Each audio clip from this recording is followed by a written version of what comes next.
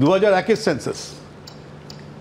2001-এর ভারত সরকারের সেন্সাস বলল যে 31 লক্ষ মানুষ জানিয়েছে তাদের লাস্ট রেসিডেন্স ছিল বাংলাদেশ।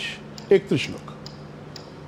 31 লক্ষ মানুষকে আমাদের এই দিনের পর দিন রেশন জোগাতে বা তাদেরকে নানানভাবে সাহায্য করতে যে কী টাকা খরচা হয়েছে, সেই টাকাটা দেশের মানুষ তো বঞ্চিত হয়েছে। কেন্দ্রীয় সরকারের যাবতীয় দোষ রয়েছে।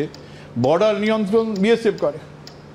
ব্যুরো অফ ইমিগ্রেশন বলে একটা দপ্তর আছে, যারা বর্ডার টপকে আসছে বা যাচ্ছে লিগালি, ইন্টিগ্রেটেড চেকপোস্টের মাধ্যমে তারা তথ্যগুলো জোগাড় করে। এখন কেন ব্যুরো অফ ইমিগ্রেশনকে পাঠানো হয়নি নানান জায়গায় যে কারা এসেছে তাদের একটা সমীক্ষা করুক, কিছু করা হয়। আমরা দেখেছিলাম যে ইভেন আসামে সেন্সাস লিখছে যেখানেই জমি পাওয়া গেছে সেখানেই বাংলাদেশ পাকিস্তান থেকে লোক ঢোকানো হয়েছে। তারা ঢুকিয়েছেন রাজনৈতিক নেতৃত্ব। আপনি যেটা বললেন যে এর ইতিহাস আজকে নয়, এর ইতিহাস বহু দিনের। পশ্চিমবঙ্গেও নানান সব জায়গায় মানুষ ঢোকানো হয়েছে ভোটের নিরিখে। এই ভোটের জন্যই দেখা যাচ্ছে যে কিছু রাজনৈতিক নেতা নিজের স্বার্থের জন্য, দলের স্বার্থের জন্য দেশকে জলাঞ্জলি দিয়েছে।